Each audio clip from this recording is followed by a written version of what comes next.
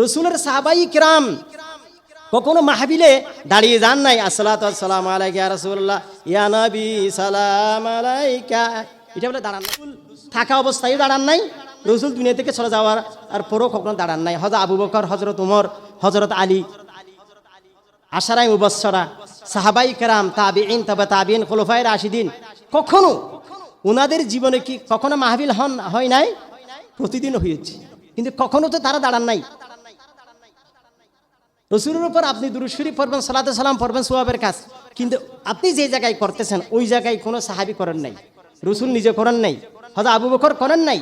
যারা রসুলের জন্য সবচেয়ে বেশি ত্যাগ করলেন, যারা রসুলের জন্য সবচেয়ে বেশি কাছের ছিলেন, তারা কখনো করেন নাই। তাহলে কি আপনি রসুলের সেই বেশি বুঝেন, অথবা আবু বকরের সেই বেশি বুঝেন, সাহাবায়ে কেরাম সেই বেশি বুঝেন? তাহলে এটা কি সুন্নাহ হবে না বেদাত হবে?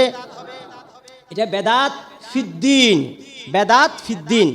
দিনে আপনি বাড়াইলেন, ধর্মের মধ্যে অ্যাড করলেন, যোগ করলেন। এখন আপনি কিছু বাড়াইলেন, আমি কিছু বাড়াইলাম, আরেকজন কিছু বাড়াইলো, কিয়ামত পর্যন্ত রসুলের ধর্ম আর থাকবে? নতুন হয়ে যাবে না? আপনি যদি বাড়াইতে পারেন, আমি কেন বাড়াইতে পারবো না? তা আমি কিছু বাড়াই দিলাম, পীর সাহেবদের একটা বাড়াই দিল, খতিব সাহেবদের আরেকটা বাড়াইলো, এভাবে বাড়াইতে বাড়াইতে এটা নতুন ধর্ম হয়ে যাবে। কারণ এখানে ধর্মের মধ্যে বাড়ানোর কোনো সুযোগ নেই, যা যা দরকার সব রসুল করেছেন। এখন তারা বলে যে হুজুর, ধর্মে বাড়াইলেই যদি কি হয়, বিদাত হয়, তাহলে আপনারা মসজিদকে বিল্ডিং করছেন, এসি লাগাইছেন, ফ্যান লাগাইছেন, তো এগুলা বেদাত না? আপনারা এখন ইউরোপ্লেনে করে হজে যাচ্ছেন, এগুলো বেদাত না? কি সুন্দর যুক্তি দেখেন। মসজিদটা রসুলের সময়ে মাদ্রাসা ছিল, ফুসের ঘর, রসুলের মসজিদ ছিল কি বলা হয়, খেজুর পাতার, এখন আপনারা বিল্ডিং করতেছেন, এগুলো বেদাত না? কি সুন্দর যুক্তি দেখেন। মানুষ তখন গুড়াই করে উঠে করে হজ করছে, আপনারা এখন ইউরোপ্লেনে করে হজে যাচ্ছেন, এগুলো বেদাত না? নাউজুবিল্লাহ বলেন। একজন এত বুদ্ধিমান সৃষ্টি, আকলওয়ালা সৃষ্টি, এত এত এরকম ভ্রান্ত চিন্তা এবং যুক্তি, একটা হলে বেদাত ফিদ্দিন, আর একটা হলে বেদাত লিদ্দিন। বুঝার চেষ্টা করি। একটা হলে বেদাত ফিদ্দিন, আর একটা হলে বেদাত লিদ্দিন। ফিদ্দিন মানে ধর্মের মধ্যে বাড়ানো, ধর্ম হিসেবে যোগ করা, ধর্ম হিসেবে যোগ করা। আপনি বাড়াই দিলেন, বললেন যে এই রসুলের হাদিসে যেটা নেই, 100 রাকাত আপনি একটা নামাজ পড়বেন, প্রতি রাকাতে অমুক সূরা পড়বেন, সূরা প্রথম রাকাতে সূরা ইখলাস পড়বেন, দ্বিতীয় রাকাতে আরেকটা পড়বেন, নিজের থেকে বানাই দিলেন। 100 রাকাত পড়বেন, এতবার তাসবিহ পড়বেন, এতবার এটা করবেন, ঠিক আছে না? বিশেষ দিনে গরু জবাই করবেন, যেমন এখন রজব চলতেছে, রজবও অনেক বেদাত আছে, ঠিক আছে না? এখন আপনি এইগুলা যে বললেন, এইগুলা তো রসুলের হাদিসে নেই, কোরআনে নেই, সাহাবায়ে কেরাম করেন নাই, তাবিঈন করেন নাই, তবে তাবিঈন করেন নাই, আপনি কোথায় পেলেন? ধর্মের অংশ হিসেবে কিছু বানানো, এটাকে বলা হয় বেদাত ফিদ্দিন, ধর্মের অংশ বানানো। আর বেদাত লিদ্দিন কি, সেটা হলো যেমন আপনারা মসজিদটাকে একটু কি করলেন, এসি লাগাইলেন, এটাকে সুন্দর করে টাইলস লাগাইলেন, এটা হলো বেদাত লিদ্দিন, অর্থাৎ দিনটাকে ভালো মতে প্রচারের জন্য, মানুষের যাতে সহযোগিতা হয়, মানুষের প্রশান্তির জন্য আপনি একটু ফ্যাসিলিটিসগুলি বাড়াই দিলেন, মানুষের সুযোগ সুবিধা বাড়াই দিলেন। মাইক যেমন মনে করেন, কেউ মনে করে যে মাইক ব্যবহার করা বেদাত, মাইক ব্যবহার করলে নামাজ পড়ে যাবে, কেরাত পড়ে যাবে, মাইক নাকি বেদাত।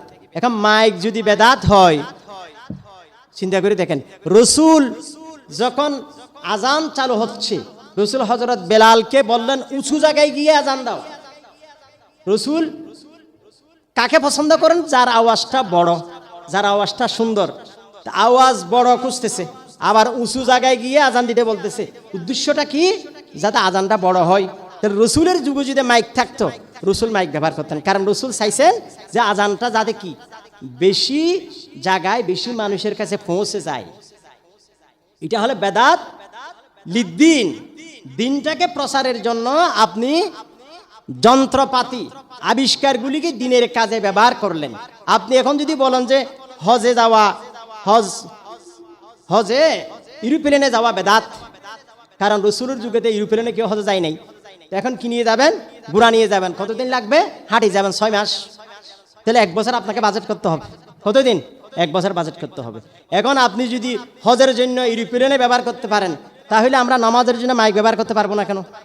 যে মাইক যদি নামাজের জন্য বেদাত হয়, তাহলে হজের জন্য এরোপ্লেন কি হবে? বেদাত হবে, নিশ্চিত বেদাত হবে। ঠিক কিনা বলেন? আপনি আরাফার ময়দানে যান, আরাফার ময়দানে যেখানে কি করা হয়, রমি জামার করা হয়, একসময় একটা পথ দিয়ে যাইতে হইতো, আর পথে ঘুরে আসতে হইতো। প্রতি বছর হাজার হাজার মানুষ শহীদ হইতো, আমাদের সুখী দেখা। এখন আলহামদুলিল্লাহ সৌদি সরকার একই জায়গায় এত বেশি রাস্তা করলেন, এদিক থেকে একটা ওদিক থেকে একটা, 10টা 20টা 100টা, মাশাআল্লাহ। যারা যাচ্ছে যারা আসতেছে, কারোর সাথে কারা কি নেই, সংঘর্ষ নেই। তাহলে এটাকে বেদাত বলবেন আপনি? এটা হলো বেদাত লিদ্দিন, দিনের কাজটাকে সহজ করার জন্য যন্ত্রপাতি আবিষ্কারগুলিকে ইউজ করা। আরেকটা হলো বেদাত ফিদ্দিন, ধর্মের মধ্যে আপনি যোগ করে দিলেন, ধর্মের মধ্যে আপনি যোগ করে দিলেন। এত হাজার বার আপনি তসবিহ পড়বেন, এত হাজার, রসুলের যুগে এত হাজার ছিল, এত লক্ষ ছিল। আপনি হাদিসের মধ্যে কোথাও লক্ষ দেখাইতে পারবেন? রসুলের যুগে লাখ ছিল। এই যে আপনি কতগুলো বাড়াই দিচ্ছেন ধর্মের মধ্যে, এটা হলো বেদাত ফিদ্দিন।